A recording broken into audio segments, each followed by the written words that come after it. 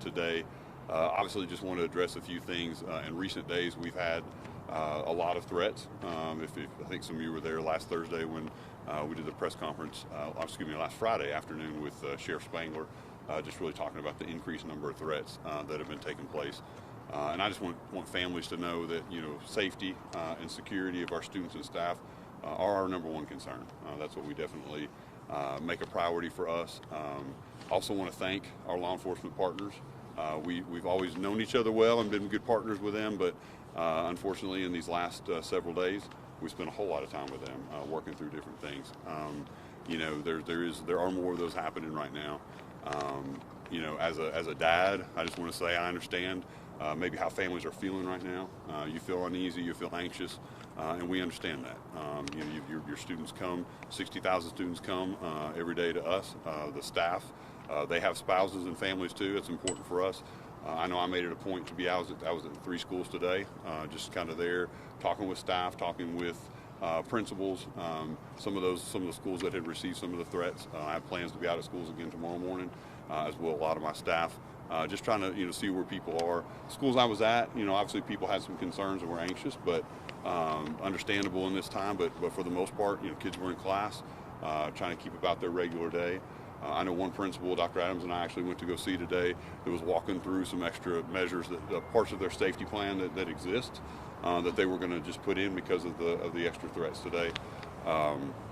So we just want to ask again in this.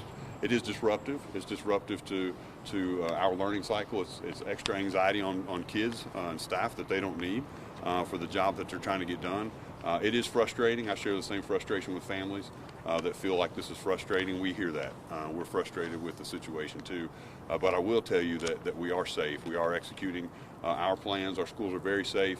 And I want to say that in coming days, we've worked with both KPD and Knoxville Sheriff's Department and Sheriff Spangler. They'll have an increased presence with us in the coming days. Feel like our schools are safe, and we'll encourage families to bring their students to school and continue to partner with us. And what I say to parents are things that they can do is continue to talk, as Sheriff Spangler has said as well, to students about just the seriousness of false reports. We're fortunate these are false reports that are happening, but they're just as disruptive because we treat them all as important and as if they're real. Also, just to monitor your students when you have conversations with them about their social media. A lot of these are coming through social media for us right now, and again, we take all of those serious and we look at those and try to find the origin of that. In most of these investigations, the Sheriff's Department takes those at that point. We've worked with multiple organizations. We've worked with Homeland Security. The Tennessee Highway Patrol has been a big part of the things we've done. The Sheriff's Department, KPD are all there. The DA's office as well, trying to help us end some of these things that are happening. It's very important that we continue to do that. We couldn't do it without them as partners. So we'll continue in coming days to cooperate with any parts of the investigation that they need. Any new threats. I mean, I'd like to tell you that it was just like a moment in time, but it's not. They continue to come in. We're producing or processing an unusually large amount of those on a daily basis right now. But again, we take them all seriously. We have to make sure that it's happening. So again, I'd say to parents, continue to help us by monitoring your students' social media, reporting what you see and know. And I say that too. That's a great thing about this. We're getting a lot of those reports. So people are trusting that our systems are in place to make this work. And we're taking those serious and making that happen. Increased security in the coming days, and tomorrow we'll be there as well. You'll see that. And our schools are safe. They're safe places to be. They were today, and they will be tomorrow. And we'll be out there too to make sure that that's happening. What have you been hearing from your teachers as you've been into these schools talking with them? I'm sure there's a level of, you mentioned last week, learning loss that's taking place with this concern as well. Yeah, I think in talking with them, they're professionals. I think there's some reassurance. Obviously, there's anxiety, when you talk to folks, but there's also a reassurance because we didn't just create plans for whatever happened today. And these school plans are things we take very seriously. Every one of our schools has an individualized school plan. Our teachers are a large part of that. They know what their role is. Those are practices and drills that they do. And so they're ready to get that done. And so I think there is some assurance to know that plan is there. And I'll say this too about those plans. We're constantly looking over those, looking for new protocols. Just last week, I was on the phone with Dr. Adams at 11 o'clock at night. And we were talking through, some other things. They had met with some other vendors, constantly kind of looking for what those best practices could be, but really feeling confident in the plans that we have. So I think, again, obviously concern, anxiety, people want knowledge, people don't want to have to deal with this. But I really appreciate that they're being the adults in the building and really taking care of their kids and making sure that they're safe, and then having them learn as well. You mentioned some of those precautions and things that you're even looking at. I know metal detectors was something that came up a couple days ago. Is that something that you guys are looking at district-wide, or I know money's always a factor as well? Well, I wouldn't say it's money as much. For us, it's always when we look at, obviously there's a cost to things, but we are constantly looking at new protocols, new things that we learn from that. The technology is getting better, the training is getting better. We talk about things that were 5 years ago that were the right techniques that now no longer are. The evacuate, don't evacuate, all those kinds of things change constantly. So, when it comes to metal detectors, that's always tricky. It always comes up in a time like this, but I would tell you that some of the threats that we're getting, metal detectors would not, that would not be helpful. And also, I think there's a fine line for schools. Schools are supposed to be a welcoming place where students want to be. It's a place that we all have fond memories of and you want to be part of. And we don't want to lose that by institutionalizing schools. If it came to that where we thought the technology was well enough to be able to do that and we could still have schools as a place that was welcoming, I think we would never say no to anything. We'll constantly monitor that and look at it. But at this time, metal detectors have not been that option for us. Are you guys finding that in most of these cases, these are kids that are just being silly and just goofy, or are these people that have malicious, they're trying to scare people? Yeah, I'd say, kind of general nature of those things. There are some, obviously, kids that are, and I would say this, laws have changed. The stakes are much higher. We've gotten better at the practice. We now have whole child support teams that intervene faster. I think, all of the systems we've been putting in for the last 3 years are working, and I think that's why we're recognizing and intervening earlier on things. But you also have the technology feature now, right, where there's some of the threats we're getting aren't even from our state, right, aren't even local, but they're naming schools and they have details on things. So you have that cyber piece that's involved in it now that I think is complicating things. You have social media. All of those different platforms are different. Some disappear quickly. Some are there for a prolonged record. Sometimes we need the FBI to help look at some of the things. So there's lots of complications besides probably when we grew up where it was a kid who pulled the fire alarm. It's a more sophisticated series of threats that come now. Can you clarify, just so far in this past week, 2 arrests from students at halls, any additional arrests that have been made or that we know of regarding these new threats? Yeah, I would have to say, just because so many of these are still ongoing investigations, it's probably a better question for the Sheriff's Department as far as, they're the ones who do the charging and the DA as far as pressing the charges when it comes to that. So I don't know that I'd be the right guy to answer that for accuracy. I will say this, though, really do appreciate that Sheriff Spangler has been really strong and come out and said, that there's no place for this, and he's going to be hard on it, push for the charges that he has. We support him in that and appreciate him doing that. A lot of parents that we spoke with today, they brought up concerns about the protocol, about the process of this. They say they saw these posts circulating last night, messages weren't sent out until this morning. What are your thoughts on that, kind of just the protocol that KCS has to address these threats when they arise? Yeah, I'm confident in our protocols. We do always look over those and are always trying to, I always say we reserve the right to get smarter, right? So anytime we can do that, we'll do that. But no, our number one concern whenever we get one is to make sure things are safe and secure first. Communication comes pretty quick in that too. Communication with the principal, the school, activation of their safety plan if need be, law enforcement involvement. So there's a lot of moving parts that happen in that moment. And there is some ability to be able to kind of look about credibility of things too. Like I said, not everything's coming from a student sitting in a classroom. So some of those things come at different times. With social media, some people may be aware on the outside. Families may be aware. And sometimes we learn from students and families that threat's even out there. So it's hard to say one time that like, hey, we had this and we sat on it, because we're not. We're moving fast to get that done. It may just be they're the first one to see it for different reasons. So we do act quick. Safety is our number one concern for that, and then communication is very important after that. You touched upon it a little bit. I wanted to ask about that learning curve. This is the social media age. This isn't the 90s anymore where things are just coming on phones. How much conversations do you have with school districts outside of Knox County, across the state, in trying to monitor these threats as they come, not just in Knox County, but as a whole? Yeah, I think it's a national problem. We're hearing the same things, and we know because some of the things we've been part of involve other other schools and other school systems and other states too. So we're just part of that list sometimes when it comes to it. So I think we're all battling the same thing. I mean, what we're kind of hearing is mostly it's that involvement with local law enforcement.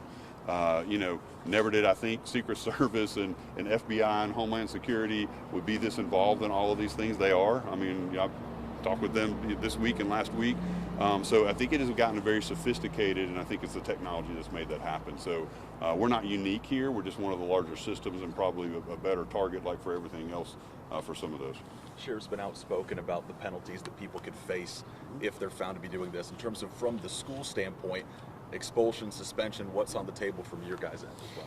Yeah, so typically that process for us is, you know, there's new laws that have been passed. The legislators have come out pretty strongly against a lot of these things, and you know, we always follow our model for discipline as far as where that falls out, depending on that. Typically, if there is a criminal investigation, we kind of let that take place, so that we can kind of see the outcomes of different things. And then, you know, we have student discipline as well, and our policy kind of lays out numbers of days and kind of ranges of days for that. So, you know, it's real important for us, even if a student is suspended, that we get them plugged in and get them back on a track to graduation, because, you know, we remember too, these are minors, and they make mistakes, and it impacts a lot of people. But at the same time, our goal is still to graduate every student in Knox County ready to be successful afterwards.